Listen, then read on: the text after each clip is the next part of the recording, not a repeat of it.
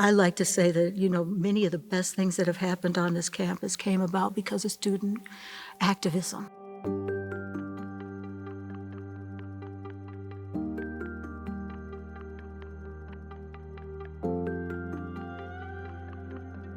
Back in 1986, when MLK became a national holiday, here at the university, students put on an event also recognizing the efforts of King.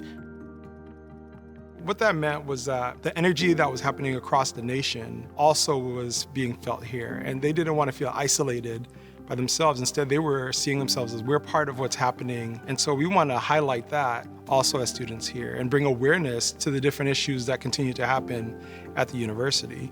And so 40 years ago, for this group of students to say, we want this and we want a day on and not a day off, is so significant to the history of the University of Michigan.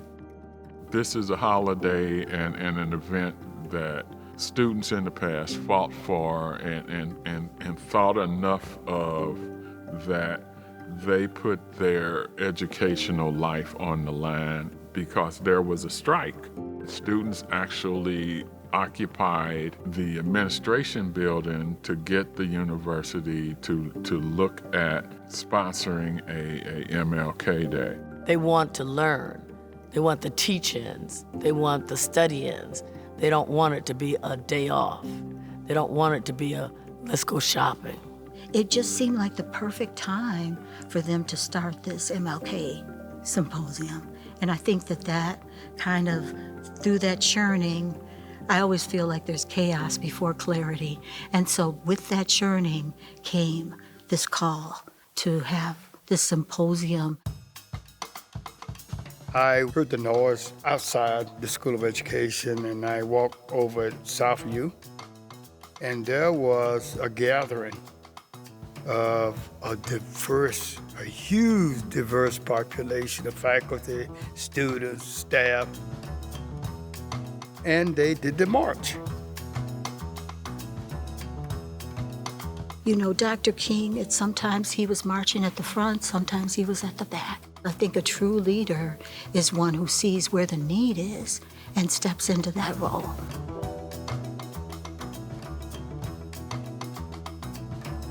The committee is charged with bringing in speakers who can provide opportunities for people to learn about difference, to challenge their viewpoints, who can address the concerns, the issues that students, staff, and faculty, as well as our community, are facing. People see the value of what these symposia were doing for everybody. Ross Business was part of it from the beginning. They always understood the business case. Michigan Ross has been an integral part of the committee and a sponsor of the event for at least 20 years. It has really been a part of the fabric of who we are and who we're becoming as a school. And we want to lead by example for our students of what it means to have social impact on a greater whole. Here at the university, it's a research institution. And so much of what that means is that we are all learning. We're looking for new ideas, new conversations, and so our differences really matter. And how we engage with each other and how we help each other to build and to grow, we bring something special to the table, each and every one of us. You don't have to do just one thing to create a beloved and more just society. There are different strategies that you can use depending upon what discipline you're in, what career you're in, but that we can work together. As Dr. King used to say, whatever you are, be proud in that. Stand in that truth. And I think that that's something that MLK Day has always tried to really highlight here at the university, that understanding that this place is a place of many, many voices. And it's important to let those voices sing and to let them be heard.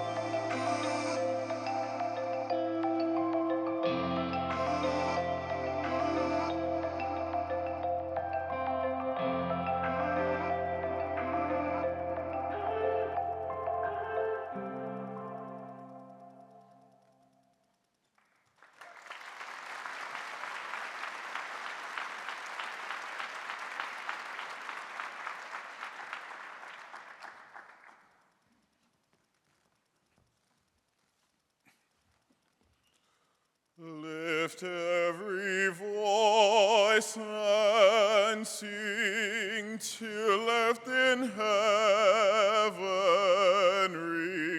ring with the harmonies of liberty. Let our rejoicing rise high as the listening skies. Let it resound loud as the rolling seas. Sing a song full of the faith that the dark past has taught us. Sing a song full of the hope that the present has brought us. Facing the rising sun of our new day begun, let us march on till victory is won. Stony the road we trod, bitter the chastening rod, felt in the day when hope unborn has died. Yet with a steady beat have not our weary feet come to the place for which our fathers sigh. We have come over the way that the tears has been water. We have come treading our path through the blood of the slaughter. Out of the glooming past, still not we stand at last, where the white gleam of our bright star is cast. God of our wearies, God of our silent tears, thou who hast brought us thus far on the way, thou who hast by thy might let us sing to the light. Keep us forever in the path we pray, lest our feet stray from the places, our God, where we met thee, lest our hearts drunk with the wine of the world we forget thee. Shadow beneath thy hand, may we forever stand, true to our God, true to our native land.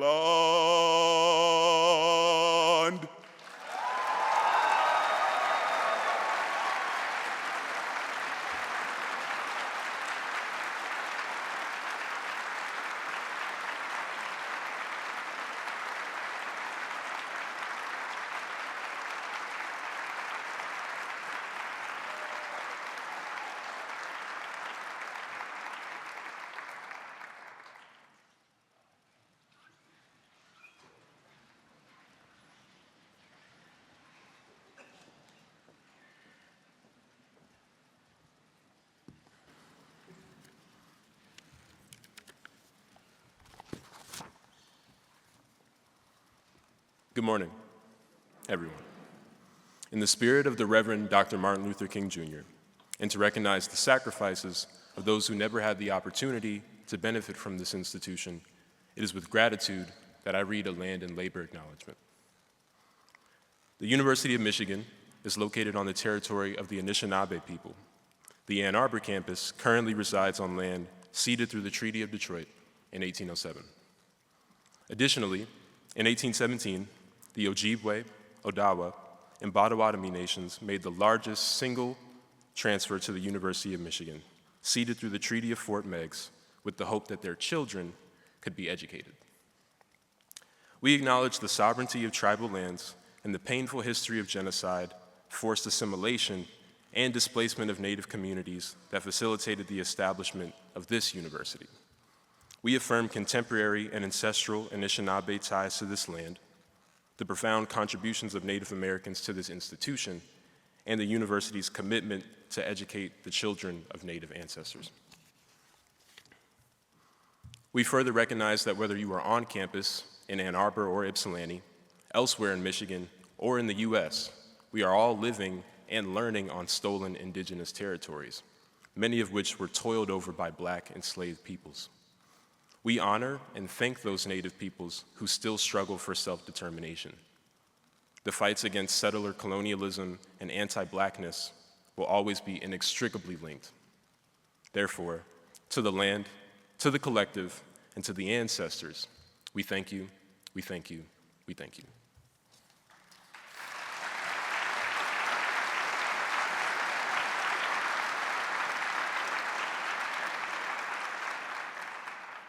At this time, please join me in welcoming Dr. Domenico Grasso, Interim President for the University of Michigan.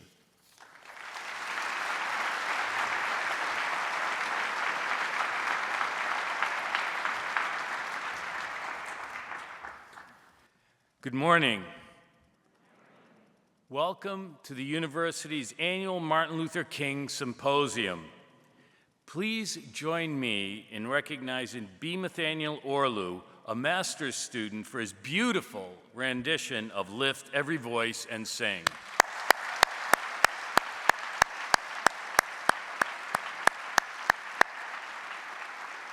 And let's also thank Aaron Robinson, a senior aerospace engineering major, for reading the university's land and labor acknowledgement.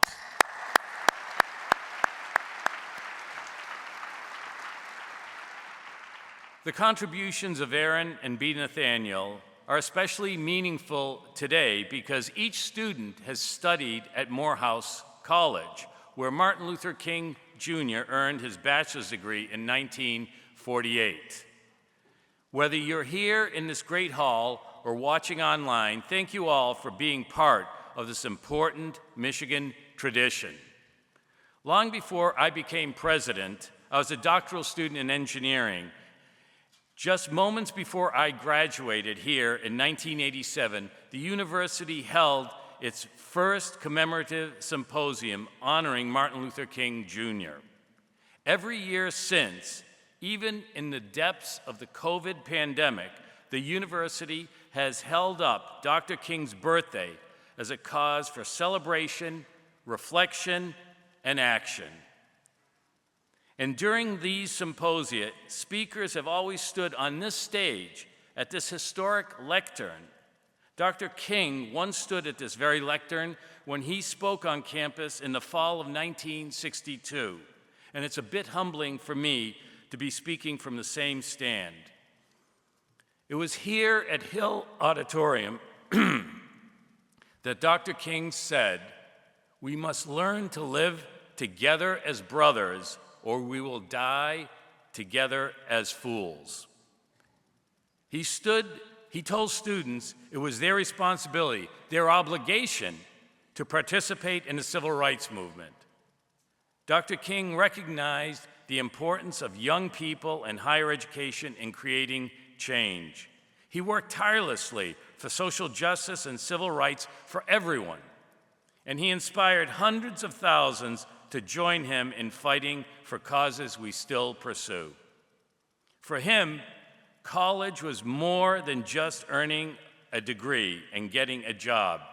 He understood this during his time at Morehouse when he wrote, "The function of education is to teach one to think intensively and to think critically. Intelligence plus character, that's the goal of true education," said Dr. King. At Michigan, we work every day to provide a strong moral compass, promote intellectual empathy, and nurture a deep appreciation for everyone's personal experience. A distinguished university like ours is a perfect place for meaningful discussions about the role and influence of education in shaping and uplifting society. I want to thank the students, staff, and faculty of the MLK Planning Committee who made today's program a reality. We are grateful for your creativity and hard work.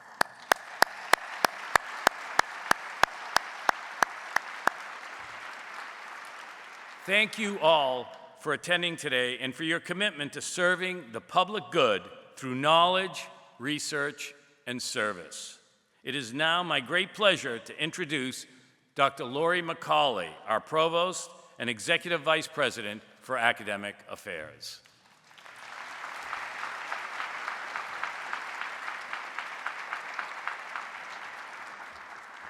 Thank you, President Grasso, and thank you for your leadership over the past year.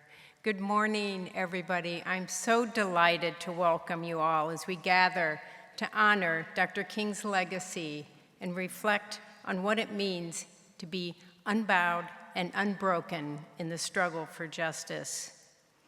Dr. King once wrote that human progress is neither automatic nor inevitable. Every step towards justice, he said, requires sacrifice, suffering, and struggle, the tireless exertions and passionate concern of dedicated individuals. Those words have stayed with me because they refuse us the comfort of inevitability. Progress does not simply arrive.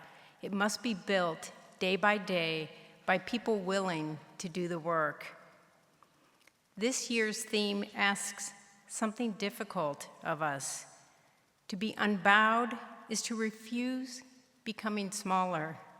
It is to insist on your own dignity and the dignity of others, even when that insistence comes at a cost. To be unbroken is to keep going, to find reserves of strength in community and history when your own feel depleted. Neither quality is sufficient on its own if progress and justice are to be realized. The struggle for justice has always required both the courage to resist and the stamina to persist. Dr. King lived this. He understood that a single act or speech or march would never be enough. Progress demands showing up again and again, absorbing setbacks, and refusing to let disappointment curdle into despair. He taught us that righteous dissatisfaction, when joined to hope and discipline, becomes a force that can reshape the world. At our university, we labor to carry forward that spirit. We do so when we create classrooms where every student can flourish. We do so in research that grapples honestly with inequity and searches for solutions. We do so in partnerships that extend beyond our campus into the communities that we serve.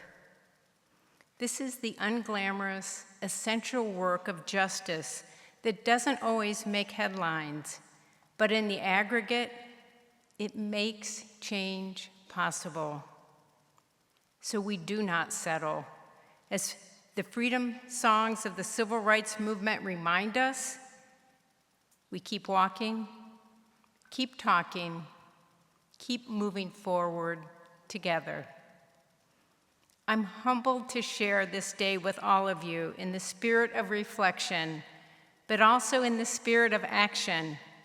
As we move, let us be strong and steady in what we do, unapologetic and unrelenting in our hope for the future. Let us move forward as a community, unbowed and unbroken.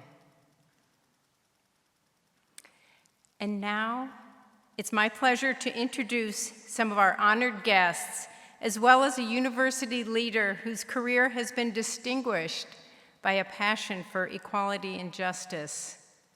I'm so pleased to welcome the Detroit Youth Choir to the University of Michigan. The Detroit Youth Choir was founded in 1996 to offer young people across Metro Detroit a world-class performing arts experience through music, dance, and theater. Under the direction of Anthony White, who has led the choir for 25 years, more than 1,000 people from ages 8 to 18 have discovered their voices and built community through this remarkable organization.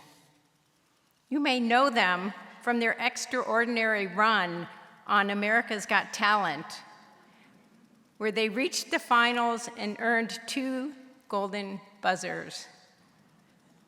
Their tremendous success is fueled by a vision not so different from our own here at U of M, a commitment to seeing the potential in every young person and to cultivating talent through discipline and joy.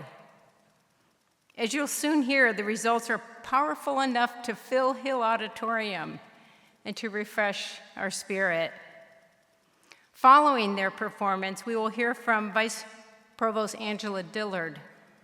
Professor Dillard is a distinguished scholar of American and African American intellectual history whose work explores the intersections of race, religion, and politics. She currently serves as our inaugural Vice Provost for Undergraduate Education and as our interim Vice Provost for Access and Opportunity, working to ensure that every student who comes to Michigan can take full advantage of what this institution offers. Her scholarly work on the long history of civil rights activism and her commitment to widening pathways to higher education make her an invaluable contributor to our mission and the ideal person to keep our momentum going after we hear from the Detroit Youth Choir. And now, please join me in giving a warm welcome to the Detroit Youth Choir.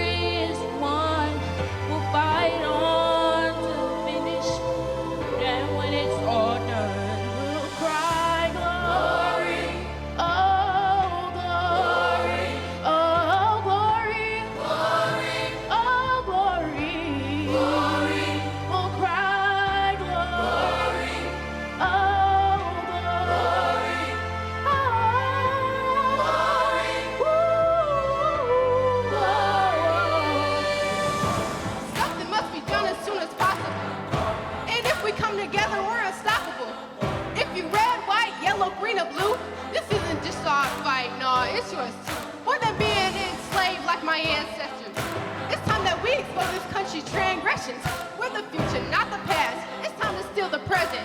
Unity is what we're wishing for as the president would do a Zoom call. Protest, rallies, and more. Think we are in damage that we can be on this war. The year is 2026. Let us make that clear. This is the last generation they mess with fear. And when we get old, the stories will be on repeat. Fighting for our rights and that's what trying to keep 6 feet with my hand and yours to get our justice and peace. Good stuff. It's time to come together on our own streets. One day, when the glory comes, it'll be ours. It'll be ours. Ooh, one day, when the war is won, we'll be strong. We'll be strong. Glory, oh glory, glory, glory, glory. See the war, glory. Fight on, fight on. We'll cry, glory, glory, oh glory, glory. We'll cry, glory, oh glory, oh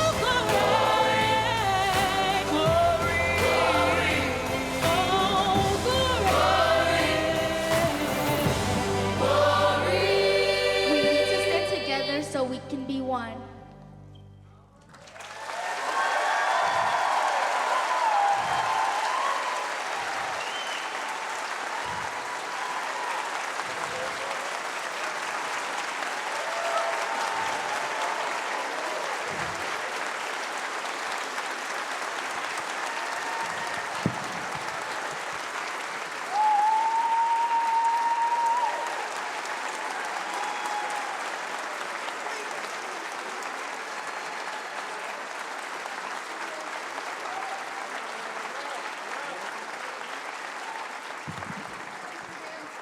All right, all right, all right.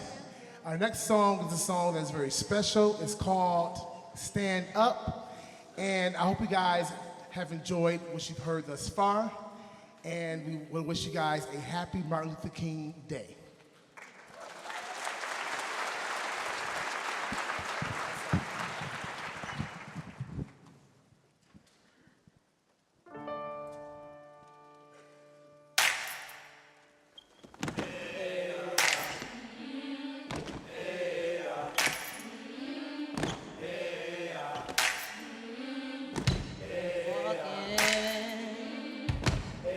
When my face turned to the sun,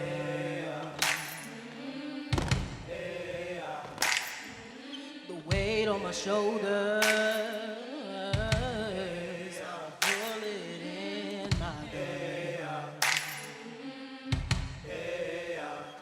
See, I got eyes in the back of my head, just in case I have to run.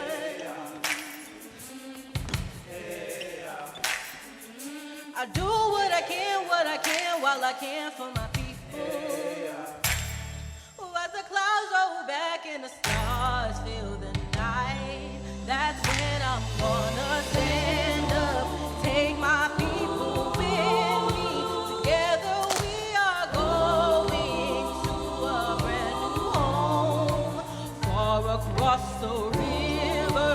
Do you hear freedom calling, calling me to answer? Gonna keep on keeping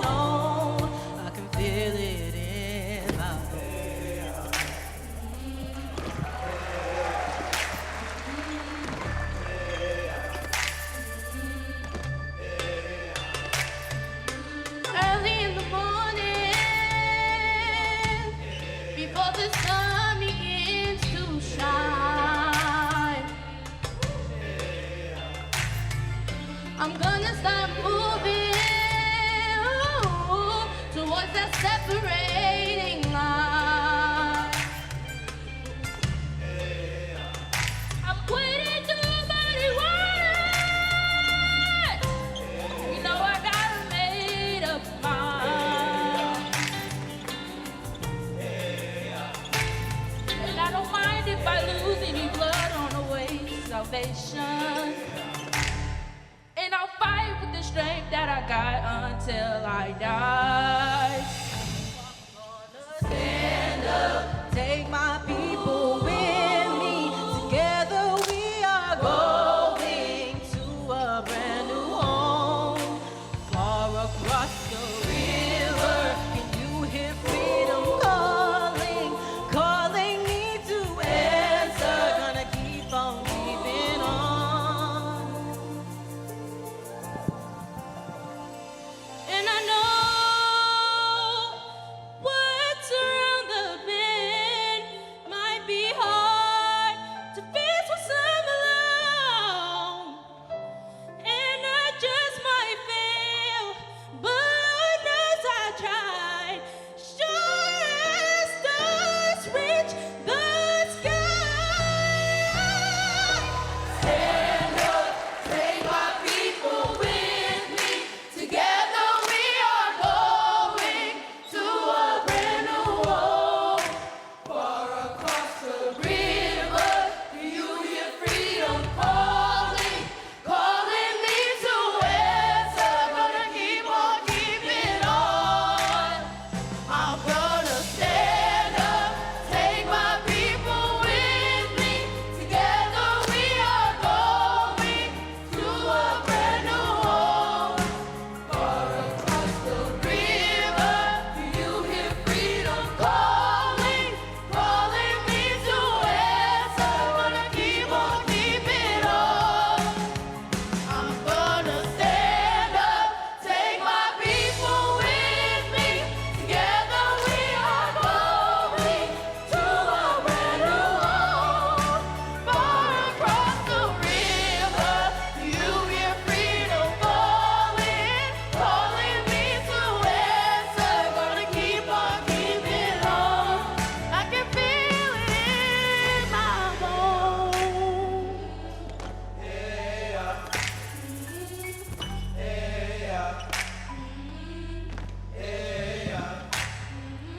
I go to prepare a place for you. I go to prepare a place for you. I go to prepare a place for you. I go to prepare a place for you.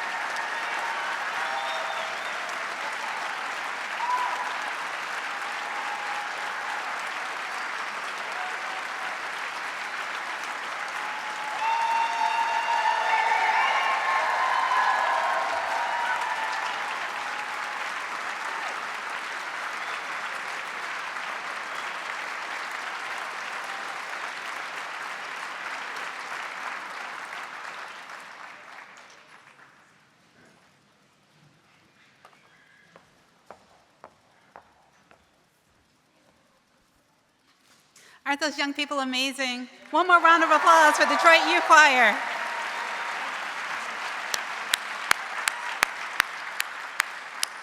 Thank you for sharing your talent with us this morning.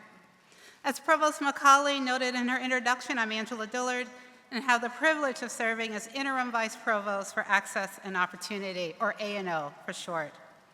I want to take a moment to acknowledge the hard work of the A&O community and their dedication to our collective mission in this era of change and transition. A&O is both a hub of expertise and a network of impact.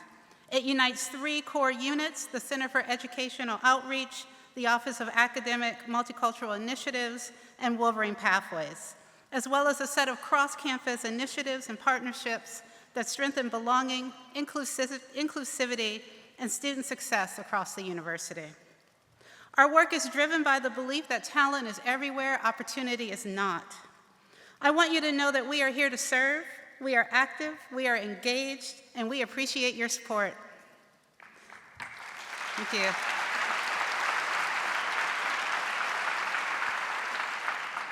As others have mentioned, over the next several weeks, U of M schools, colleges, and units will provide a range of exciting opportunities to learn about Dr. King's contributions to advancing the ideals that also animate A&O and that intersect in vital ways with this semester's offerings from the Life-Changing Education Theme Year dedicated to crafting the future of learning.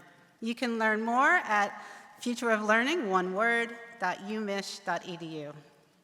Let me also test your patience with a few words about this year's symposium theme. Being unbowed and unbroken speaks, I think, to Dr. King's willingness to preach in a critical and prophetic voice. There's a rhetorical and political tradition sometimes called the African-American Jeremiad, and King is his master, despite the great cost involved. The Bible tells us that no prophet is accepted in his own country. Jeremiah rails against a stiff-necked people. Amos reminds us that they hate him who reproves in the gate, and they abhor him who speaks the truth.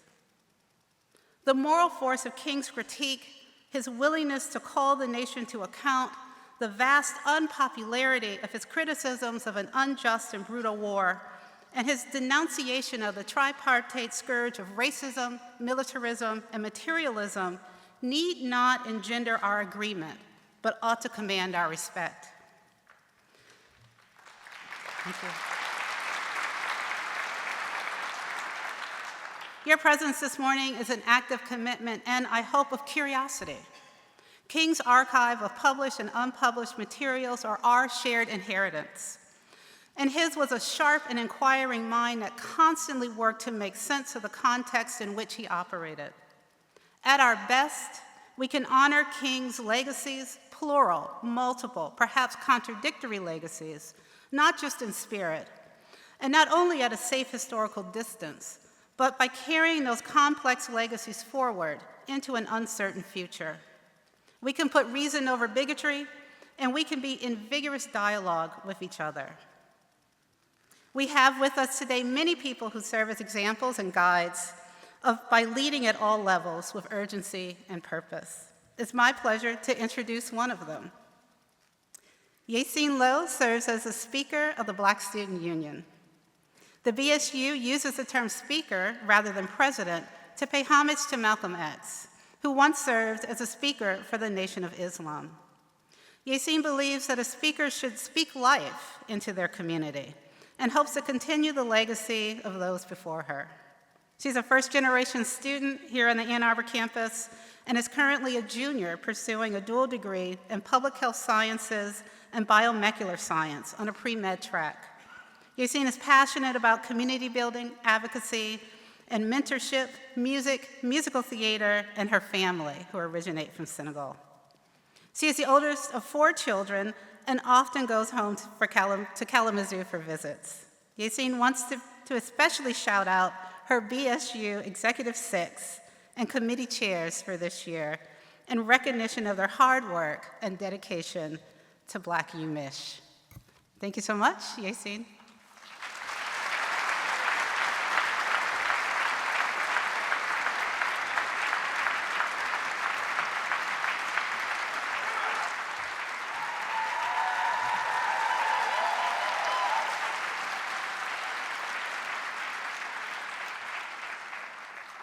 Thank you, Dr. Dillard.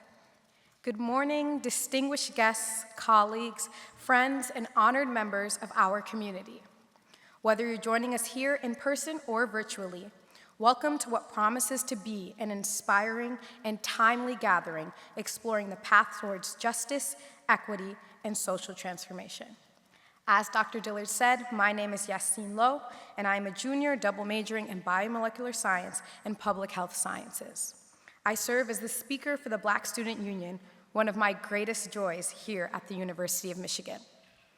I stand here before you to honor the legacy of the symposium that was brought about by the Black Action Movement 3 40 years ago, pioneered by the students of the BSU.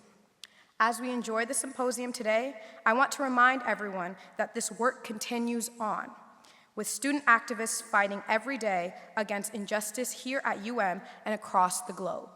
In true BSU fashion, With peace, love, and solidarity, it's my great privilege to introduce this truly remarkable panel. Individuals whose lives and work represent courage, scholarship, and the tireless pursuit of civil rights. First, our esteemed moderator, Dr. Alfred A. Young, Jr. Dr. Young is a distinguished member of the University of Michigan community, serving as University Diversity and Social Transformation Professor, Edgar G. Epps Collegiate Professor of Sociology, and Arthur F. Thurnow Professor of Sociology, Afro-American and African Studies, and the Gerald R. Ford School of Public Policy. He holds pivotal roles with the Center for Social Solutions and the National Center for Institutional Diversity, and will soon lead the American Sociological Association as president-elect. Dr. Young's career has given voice to marginalized communities, particularly low-income African-American men, through his scholarship and books such as The Minds of Marginalized Black Men and Are Black Men Doomed? His leadership and mentorship have shaped institutions within and beyond Ann Arbor, with the Rackham School's MORE Committee to national networks and policy programs. It's a privilege to have Dr. Young guide our conversation today. Now our keynote speakers. First, we are honored by the presence of Donzaleigh Abernathy, a living witness and voice of American history. Donzaleigh is the youngest daughter of Reverend Dr. David Abernathy, co-founder of the Civil Rights Movement, and Dr. Martin Luther King Jr. She was born into the movement as her family and Dr. Martin Luther King Jr. launched a nonviolent revolution that shaped our nation. The Abernathy children integrated schools in the South, participated in the Freedom Riders, the March on Washington, and the legendary Selma to Montgomery March. Donzaleigh grew up watching the landmark decisions that led to the passage of the Civil Rights Act, Voting Rights Act, Fair Housing Act, and many more. As a speaker and author, Ms. Abernathy has delivered addresses since she was 12 years old at the Children for Survival March and has since spoken for the National Association of Women Judges, the United Nations Women's Federation for World Peace, and the Democratic National Convention.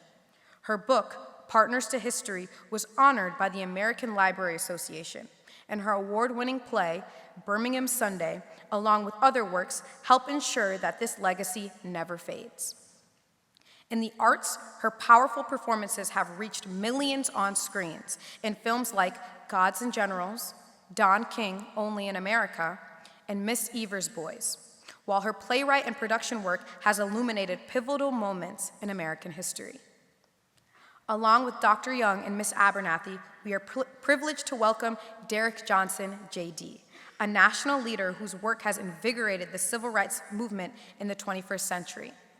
As president and CEO of the NAACP, Mr. Johnson has spearheaded transformative campaigns, such as the Log Out Digital Justice Movement and the We Are Done Dying campaign, and led the successful Supreme Court case NAACP versus Trump to protect DACA recipients, millions of young immigrants. His roots began in Detroit and extend across the South, where he led efforts in voting rights and education reform. Whether guiding multi-million-dollar community initiatives in Mississippi, teaching at Harvard Law School, or speaking truth to power on CNN and MSNBC, Derrick Johnson's advocacy defends the rights, dignity, and dreams of all Americans. Together, Dr. Young, Ms. Abernathy, and Mr. Johnson embody the scholarly, activist, and artistic spirit at the heart of the ongoing struggle for equality. They remind us that the pursuit of justice is not only a duty, it's an art, a science, and sometimes a daring act of love. Please join me in offering a warm welcome to this exceptional panel.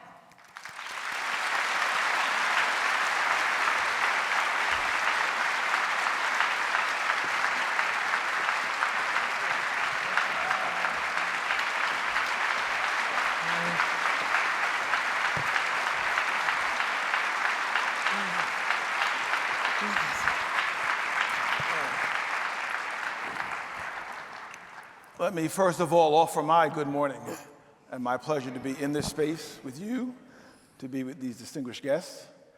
And let's get right to it. There's so many important things to talk about this morning. I'd like to begin by saying Dr. King spoke of a bewildering wilderness before reaching the promised land. As we gather in 2026, how would each of you describe where we are in that wilderness today and what feels most familiar or different from past struggles? Ms. Abernathy, please. Well, first I want to say thank you all so much for being here. It's an honor to be here, and thank you, President Grasso.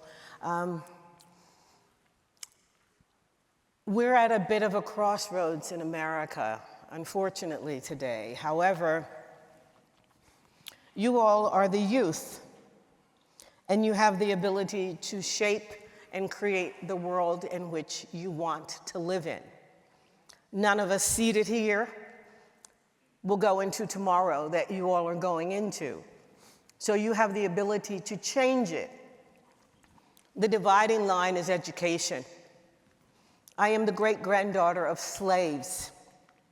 I know the suffering of the civil rights movement. When my mother was pregnant with me, our home was bombed. My father's church was bombed, Bell Street Church, Mount Olive Church, and the home of Reverend Robert Gratz. I say all this to say that those were dark days. So we've got a few kinks in the road right now. There are people that are perpetuating fear, anger, animosity towards those who don't look like them.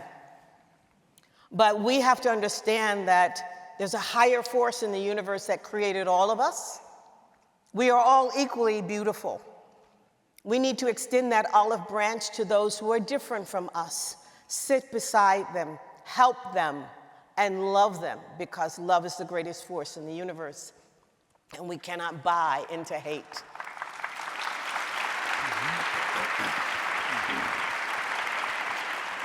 Mr. Johnson.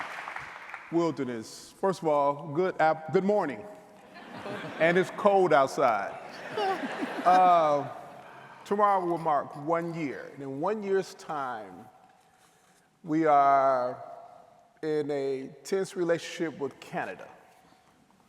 We are seeking to take Greenland. We went into Venezuela to take their head of state without any authorization, which is an act of war. It is. We are using our identity to weaponize, to mask tax policy and the release of the Epstein files. We have activated National Guards in Los Angeles, in Chicago. We have ICE agents with masks on in Minneapolis just to distort and distract all of us from what's really taking place. This isn't about race. This now is about our democracy.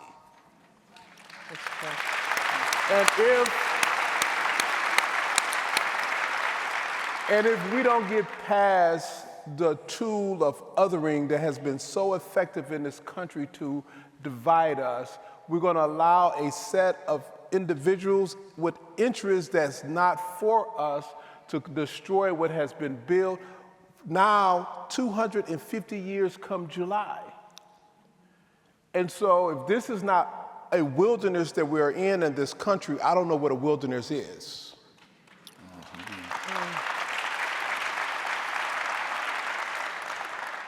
So I'm going to challenge you a bit to extend these introductory remarks.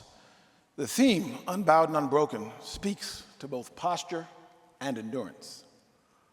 What does it mean in this moment to stand unbowed in the face of today's challenges and to remain unbroken without becoming exhausted?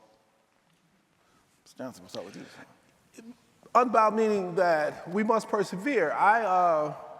I've been struggling with trying to identify a point in this country's history where we've had the same or similar set of circumstances.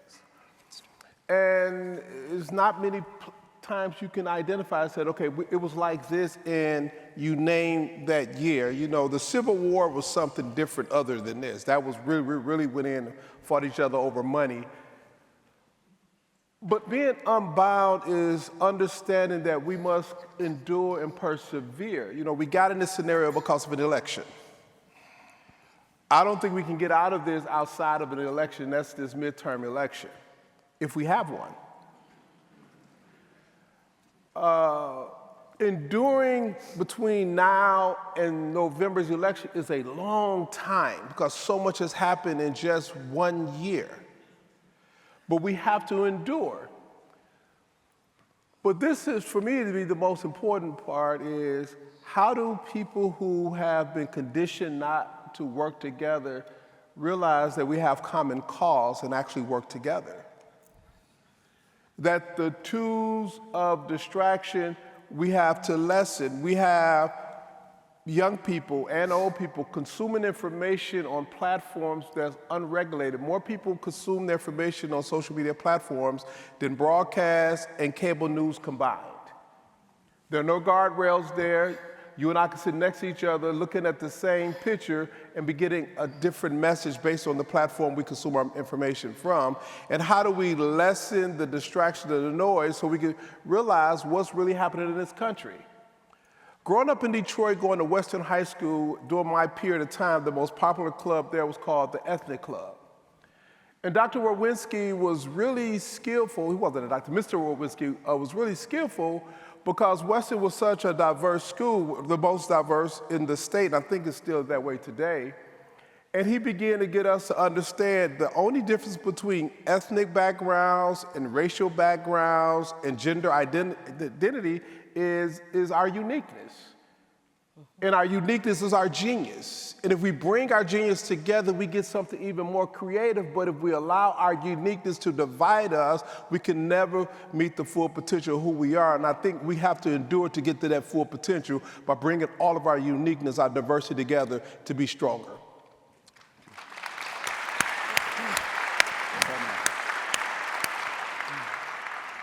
To be unbowed, to me, is to stand with your head up high. When I was a young child, black men would get off of the sidewalk if a white woman was coming or if a white person was coming. And so what you need to understand is, so I was born in 1957 in the midst of segregation in the South, in Montgomery, Alabama, where things were a lot worse than what you all had here in Michigan.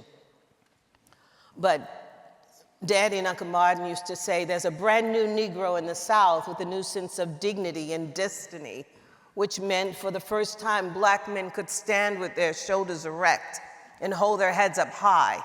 And when you encountered a white person, you would look them in the eyes as opposed to cast your eyes away. So now we have to look at them in the eyes. I recently moved with my husband to a new neighborhood, but I didn't know that I was moving into a neighborhood of Trumpers. And so I receive looks. White men would stop with their trucks as I'm walking my dog and pause and just sit and cast their eyes. And I guess they thought I was supposed to take a position of submission, but they don't understand I'm a black woman. And black women, and this is the truth, we're the strongest because for more than 244 years, they took our babies and sold them into slavery. And so your mother and your grandmother and your great-grandmother taught you how to stand strong and not to be afraid. And that's what's required of us today. We need to stand together. And then Uncle Martin and Daddy used to say, sometimes you need to be willing to die on a cross so that others may live. And every one of us will face that moment. Are you going to cower and be afraid? And my dad used to say, well, when you go home tonight, you better stand in that corner instead of going and getting in that bed, because more people died in the bed than anywhere else. So don't be afraid to march. When you see a wrong, how can you right it if you don't speak up? You have to speak up. You have to speak out. Mm-hmm. And that's what I think, being unbowed. And that's what I learned from growing up with my dad and Uncle Martin and my mother and Aunt Coretta.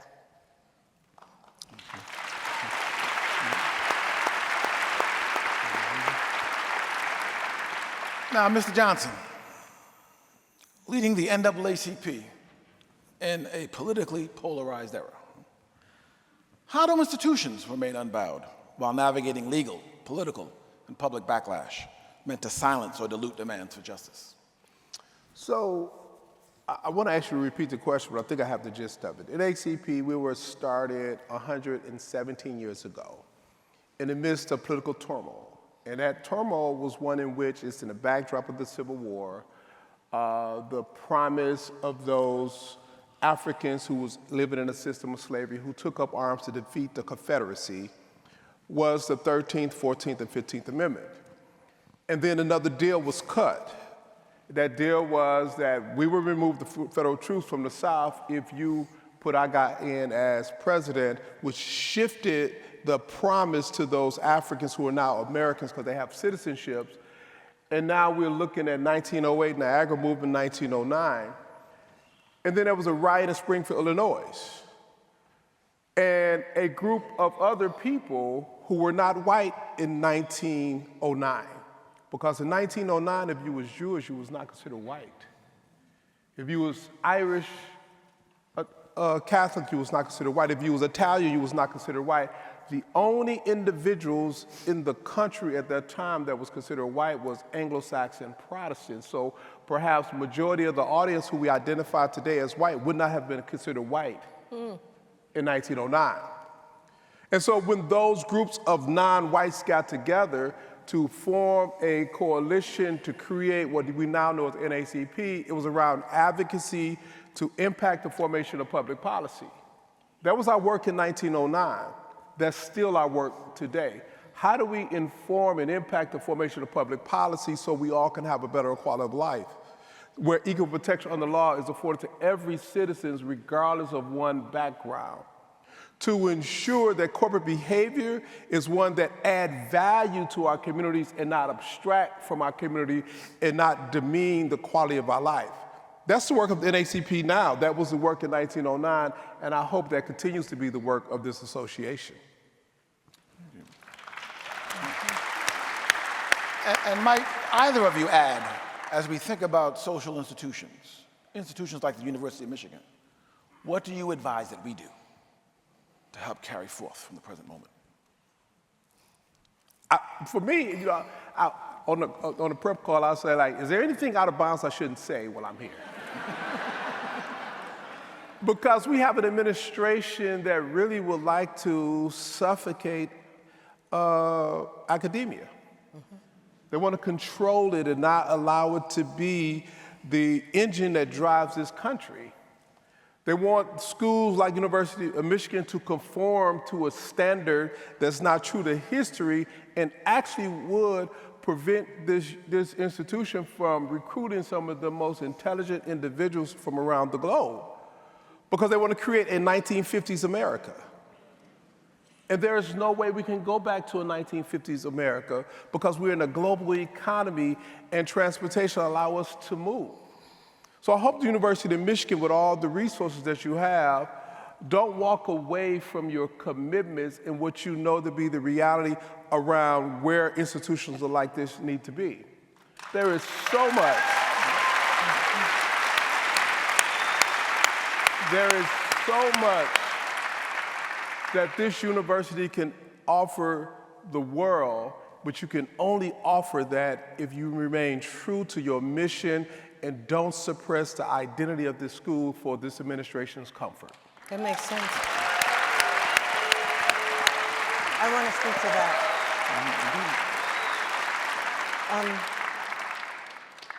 As a founder of a school in Los Angeles, it is important that you stand your ground. There are presidents at certain universities who have compromised themselves, and we are disappointed by that. I think you have to stand strong like Harvard University and take it to task, or like MIT.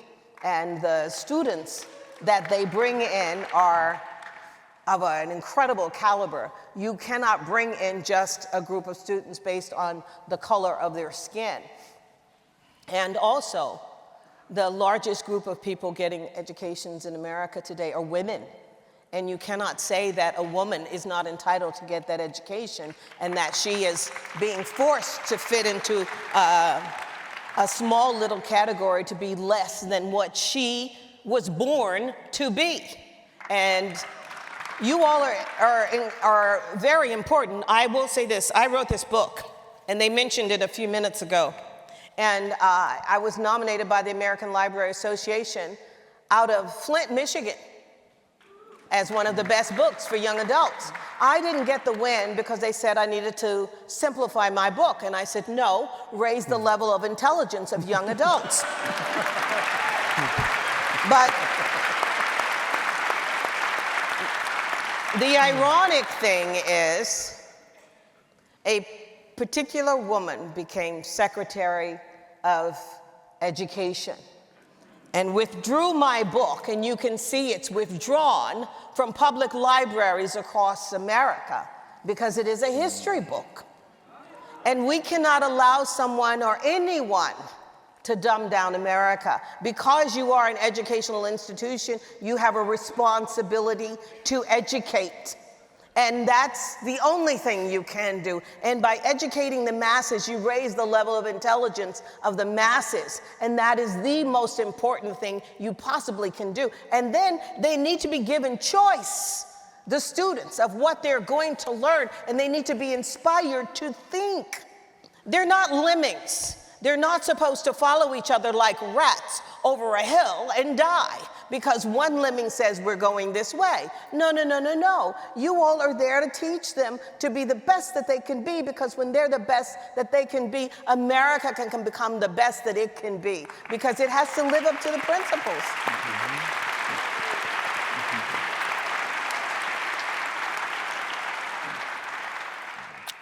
So let me ask you both, starting with Mr. Johnson. The word unbroken acknowledges that struggle leaves marks, but not necessarily defeat. What sustains movements through long periods when progress feels stalled or reversed? What sustains movements are people. So egocentric leadership fails us every time, particularly in the African American movement tradition. Anytime we vest the movement into an individual, that's the failure from the start, because what happens when that individual is no longer there?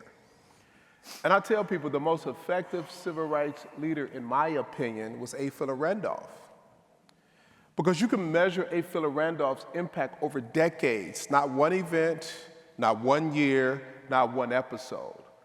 And A. Philip Randolph understood that his goal was to organize workers, Pullman porters initially, and in doing so, leverage those workers and their aspirations in a way in which they would inform the strategy. That's why armed forces was desegregated in 1941, because he had a threat of a march on Washington.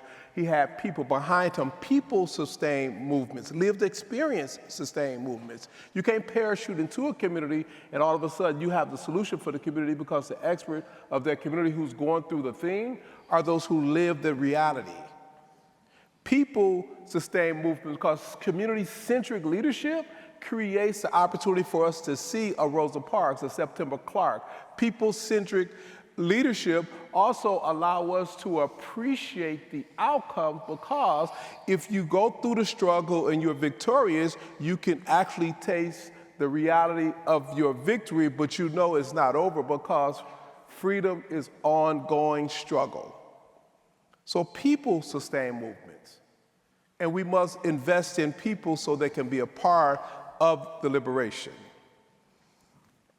So that's great. I knew A. Philip Randolph. I grew up with him, and you know, he had there were two March on Washingtons, and he had one, the first one many years, just shortly after the Montgomery bus boycott, and then there was the second one, and unfortunately, they give credit to Bayard Rustin for the work of A. Philip Randolph, and that's because history is not being taught, because people are not aware. And unfortunately, they think that Bayard Rustin, who was the administrator, who did all of the heavy lifting, because Asa Philip Randolph was an older man and a brilliant man, absolutely, and I agree with you. The civil rights movement worked because we had the Southern Christian Leadership Conference, and Uncle Martin led that. Then we had SNCC, we had NAACP, we had the Urban League, we had the Congress of Racial Equality, and they all came together. There were people. But then, after Uncle Martin died, things seemed to disseminate. But it was necessary for us to keep going, and that's when faith comes in. And that's faith when you know that you're doing God's will.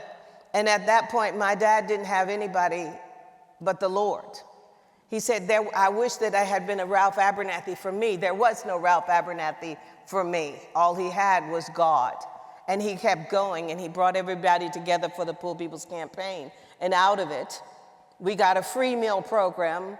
We got food stamps. Affirmative action was shortly thereafter passed, which enabled all of us to go to colleges and universities. And then other legislation happened. And it was faith. And that's the other thing. Sometimes James Meredith, a young man down in Mississippi, just started walking all by himself because he was being denied admission to the University of Mississippi, Ole Miss. And he walked, and they shot him. And when they shot him down, the rest of us came and joined, and we continued that walk for him. But he started out on faith by himself. And sometimes you might have to walk that path alone, but then you need to pray and ask the Lord to bring those angels that are alive on this earth to join you. And when you see someone that's suffering or something that's wrong, you need to be joined and be a part of it. Yes, you need people for a whole mass movement. You really and truly do, but sometimes you might have to stand alone. But you have to do what you know is morally and ethically correct. You don't have the luxury to sit there and be nobody, and you can't be a Negro who thought I just arrived, because you didn't. And they're taking things away from us. We cannot take it for granted. And when I go on my marches in Los Angeles, there are usually 3 black people there, but I don't miss. I can't afford to miss. And even though my husband won't join me, I go by myself to these marches because I have to be present. We have to be present. Our future, our today depends on it, our tomorrow depends upon it, and their lives, the future of these children's lives depend upon what we do today. And listen, the other thing I'm going to say, listen, you all have a great leader right here in Gretchen Whitmer. And you all need to know it and be proud of her. She kept you all alive when COVID was happening. You all don't even know how good you've got it.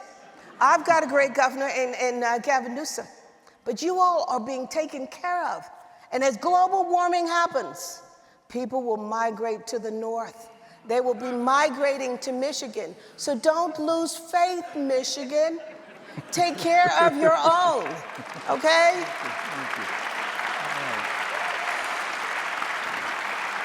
So you've acknowledged our young people, and I'm going to ask you to speak directly to our young people, our students, whether they're Michigan students or even younger, and ask them to think about how we teach endurance without normalizing suffering.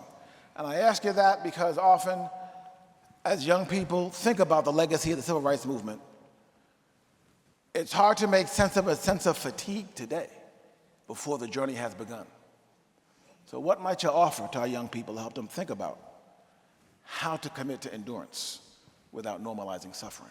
Yeah, so for me, well, let me start here. We all have different journeys. Wherever you find yourself in the journey, read. For me, the most liberating thing that happened is when I read my first book cover to cover, and that wasn't in high school. I knew just enough of a summary of a book to pass a test. I was a master at not reading and passing the test, a master. But I recall in college reading my first book in a literature class. It was The Fire Next Time, James Baldwin. And I couldn't skip the book because the professor was he was hard. And the book is in 2 parts. My Dungeon Shook is the first part, second part, that's a letter to his nephew, second part, Fire Next Time. And I was immersed in the book because he was talking about in part 2, growing up in Harlem and being in the church or the streets and the struggle there. And me growing up where I grew up in Detroit, that was the reality. People had to make choices when you at a certain age of where you was going to land.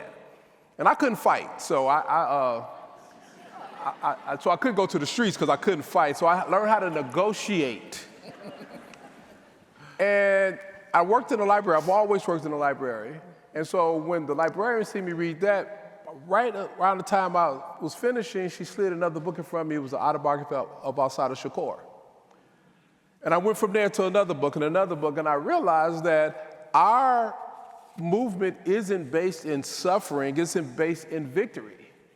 It's based in success. That's right. That we're sitting here as a result of a successful movement, but movements don't end, it continues. Right. That when I was in Montreal, Spain, and I'm walking through the square, my wife and I, we look up, we see a mirror of Malcolm X said, by any means necessary, and our friend who grew up in the area said, why is there a mirror of Malcolm X? He said, because we study the African-American movement because the Basque people were in a struggle with Spain. It was in Basque country. And we got into this conversation saying we've had meetings with the IRA because the Northern Ireland was in a struggle with England. And me realizing that our movements are to be studied because we are on a learning journey. So wherever you start your journey, it's a learning journey. I'm in the middle of a book now, Howard French, about Nkrumah. And I'm just amazed of how much Nkrumah took from here by going to Lincoln University, then going to London and bringing all of that relationship full circle. So when he was being installed as the first head of Nigeria, we had everybody from Du Bois to Martin Luther King all coming in and Nkrumah, Julius Nyerere, all there because we're part of a learning community. Our movement isn't based on suffering. It's portrayed as that. It's based on success and victory.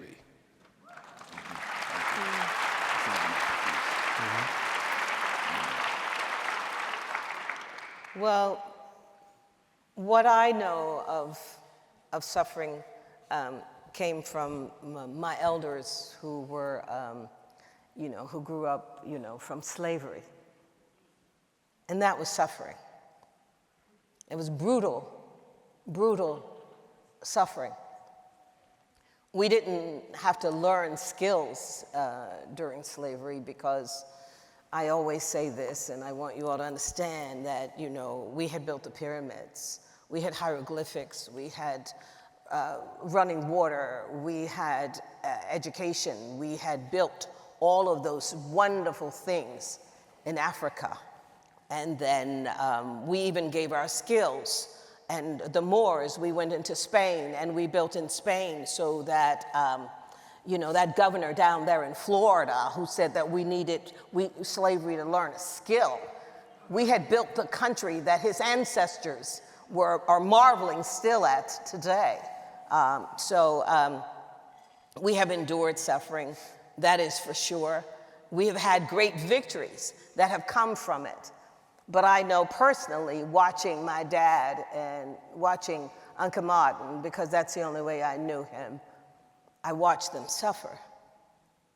I watched them when people didn't join them and they felt like they were going out there all by themselves. But they had this faith that they were doing God's will and that in order for change to happen, we have to make it happen, and they wanted to do their part. And so today, young people need to understand that from kindergarten through your doctorate degree is summer camp. It's really that easy. All you have to do is read a book, write a paper about it, ingest that material, and let it permeate in your brain and in your soul. That's easy living. Once you finish that, that becomes the hard part, the endurance called life. Getting old, having back problems, trying to find someone to marry. That's suffering. I'm trying to tell you. So where you all are right now is easy. College was summer camp in the winter for me. It was the easiest thing I could possibly, and I was a great student.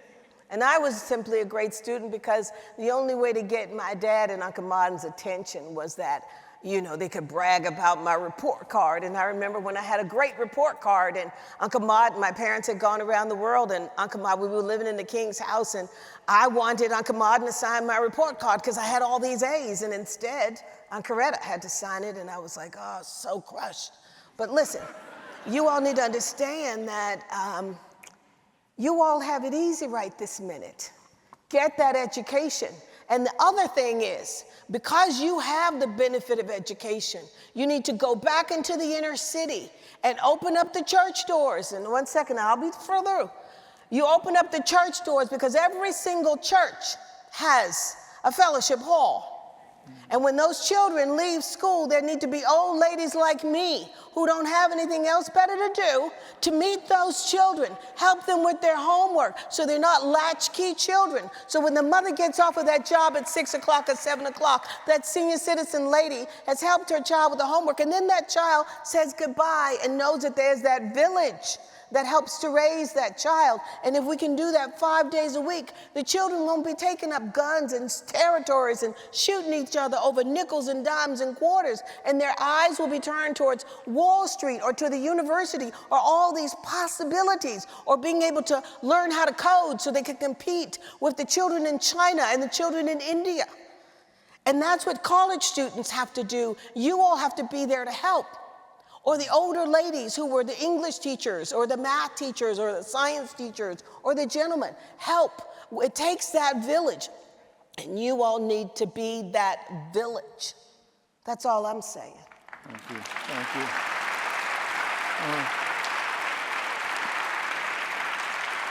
you. We have so much more we could talk about, and unfortunately, no more time. You have given us inspiration. You've given us strategies.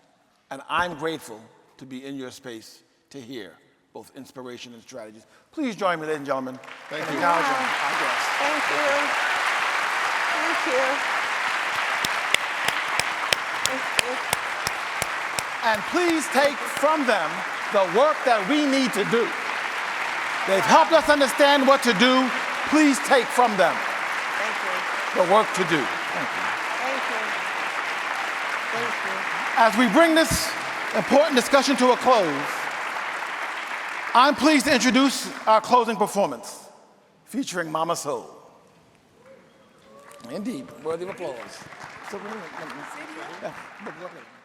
Mama Soul was the voice of 2021's Detroit Pistons' We Hustle Different campaign. A national hip-hop and spoken word artist, transition trainer, humanitarian, two-time breast cancer survivor, and a single mother. Born and raised in Flint, Michigan, Mama Soul is no stranger to adversity, yet she remains on a constant mission to see, bear, and be the light. She has made motivating and assisting people her life's work. Soul's distinct style of delivery combines her love of lyric, rhyme, and music with her love of youth. She's electrified audiences, urging them to see beyond these circumstances, to choose solutions over excuses. Countering the negativity often associated with hip-hop, Soul uses her extraordinary gifts and passion for words to encourage others towards self-love, uplifting perspectives, and greater purpose. Please join me in welcoming Mama Soul.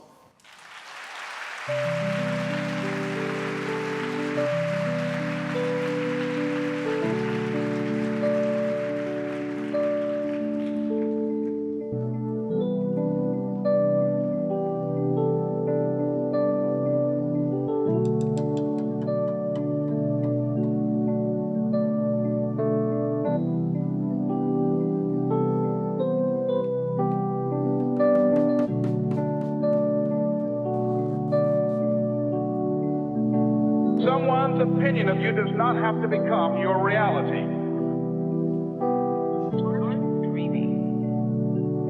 of the most innovative creators of our time were the biggest dreamers.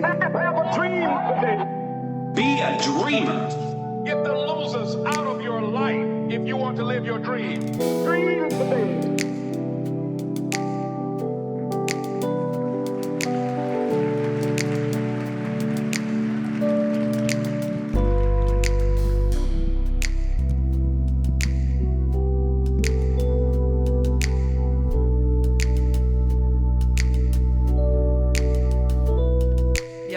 Imagine if we all could travel in time, take a tragedy and make it sublime, mold your moments into perfect design, and rewind and define yourself to fit what they had in mind. Begin again and turn your losses to wins.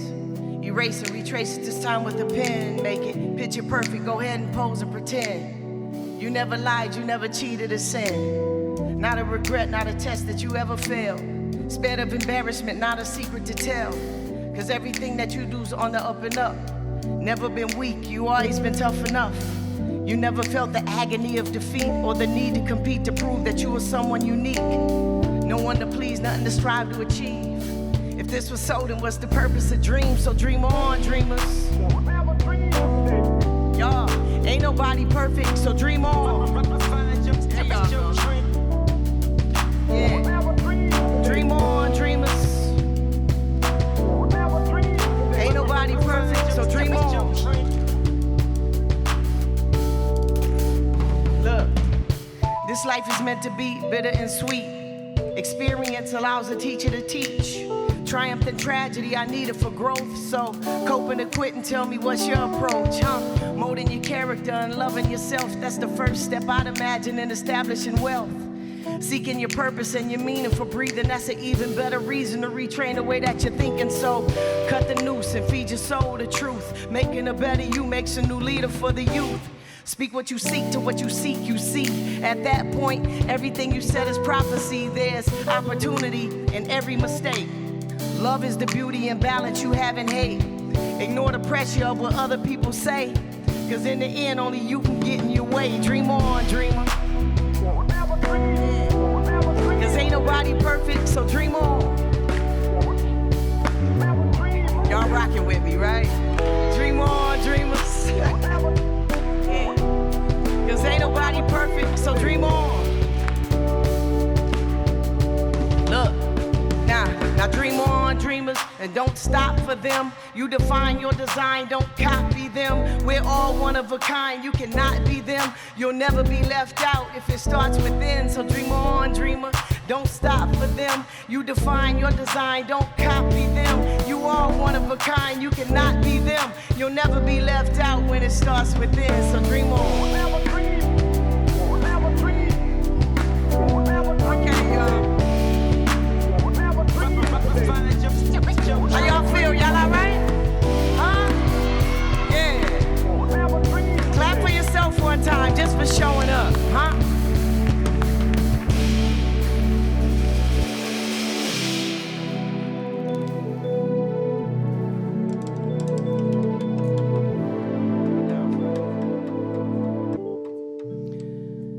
And as much as we dream, it seems our ambition makes the law suspicious. We're the target of the system. We take a stand and still fall victim. And we waded in the water. They stole our wives and raped our daughters. Pray for change, but why bother? Accounted as sheep for the slaughter. There's nowhere to run to. Pain so deep we can't undo. We've been asleep for a while now, but it is our time to come to. Got the power to pull through, cause God made us indestructible. Got the power of the pull through, cause God made us. Y'all, it's time to acknowledge the power of our people, despite the agendas to devour our people. It ain't no sport that's more important than our people. See, it started with them stealing and them importing our people. Kaepernick was kneeling cause police been putting steel inside our people, make a killing off the killing and exploiting of our people. And they've been poisoning our people. I'm from Flint. I won't forget about my people. I swear I be seeing God in my people. Blood of royal rulers flowing deep inside of my people. Removing bamboozling, cooning for my people. I'm Panther with it, you hoovering, you fooling the people. Stop rapping if you're not a prophet for our people. You only here to try to make a profit off our people. You Willie Lynch and I'm shine about that action. Don't be pushing perks and pills and Michael Jackson and our people. Yeah, I'm peaceful, I'm enlightened, but I fight for my people. Bring balance to rap, like my art and split the pot with my people. Form a movement that's moving and bring improvement to our people. They exclude the most high history from school like we ain't equal. We ain't niggas and coons, we regal and royal. We're descendants of soil, where the diamonds and gold and precious minerals are plentiful. And so we came to finish what our ancestors didn't do. We came to finish what our ancestors didn't do, yeah. Y'all, I swear I'll be seeing God in my people. Blood of royal rulers flowing deep inside of my people. I swear I'll be seeing God in my people. Blood of royal rulers flowing deep inside of my people. Swear I'll be seeing God in my people. We came to finish what our ancestors didn't do. We do it. Sweet King Martin, sweet Queen Coretta, sweet Brother Malcolm, sweet Queen Betty, sweet Father Joseph, sweet Queen Mother, sweet Jesus. We made it in America.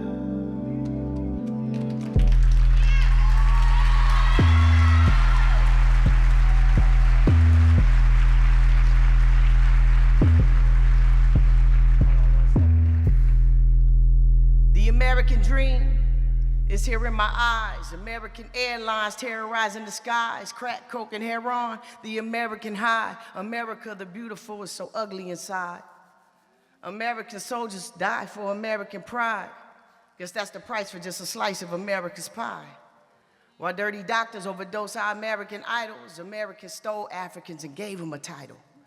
And in return, all they gave us is African American History Month.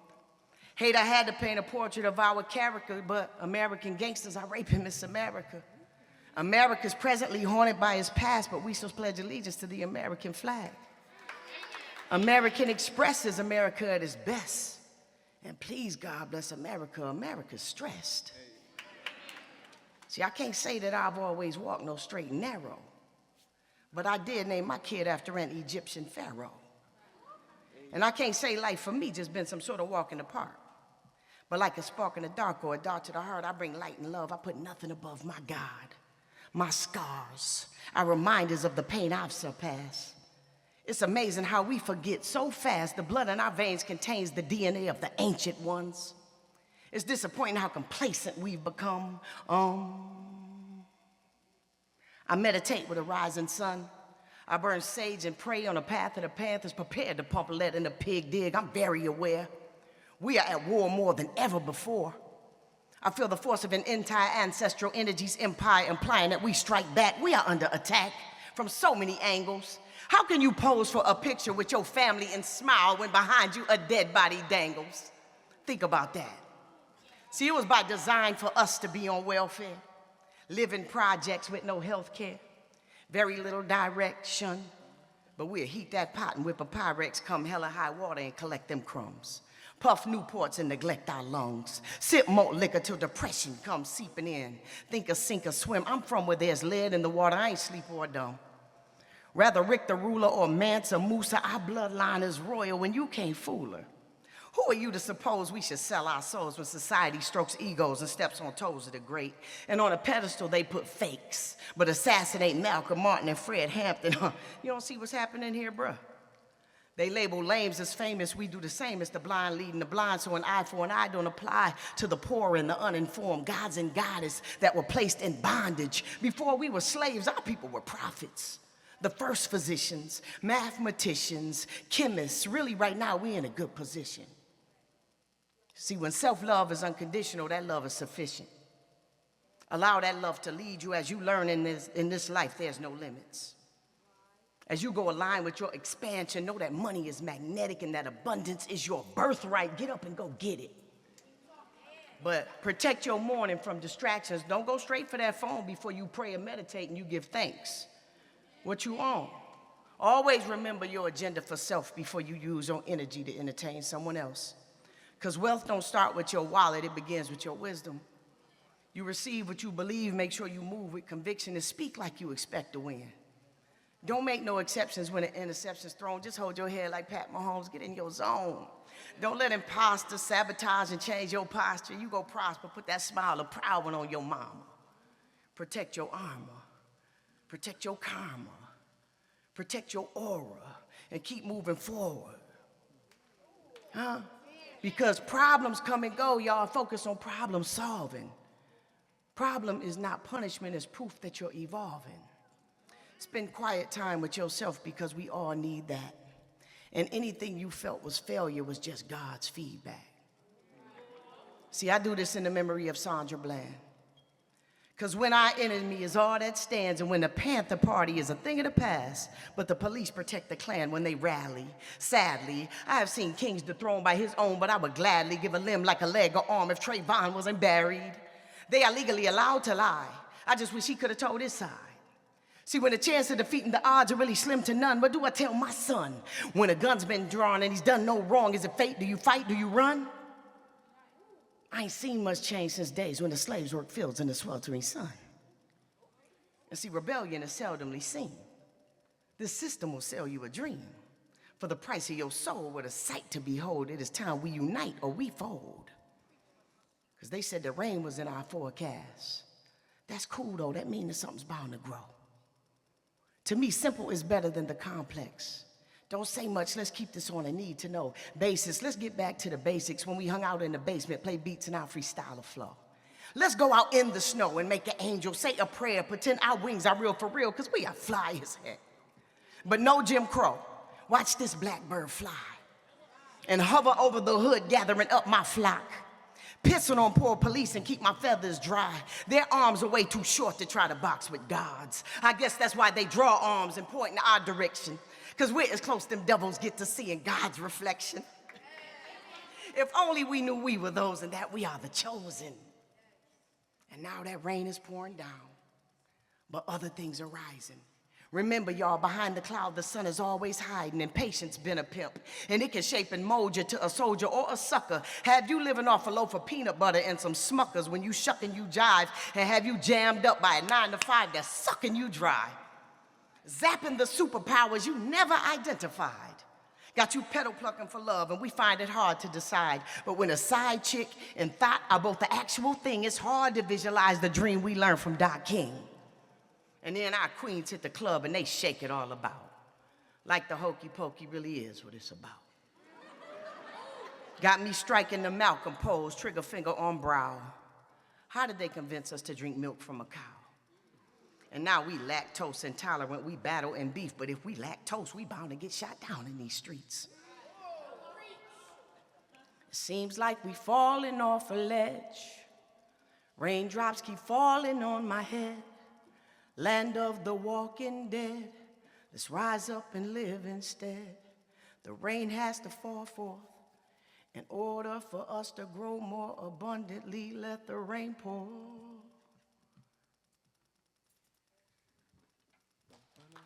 Insert a clap right there from me.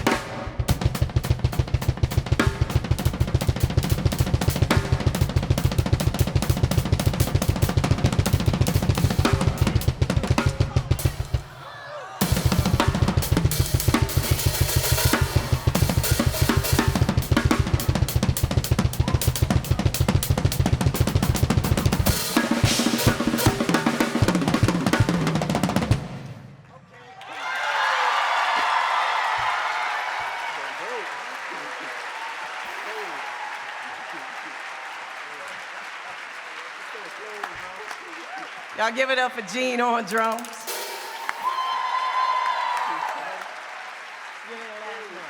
We got one more and we out of here. Again, my name is Mama Soul, and I thank you for having us. I really do. I really appreciate all of you. Let's go.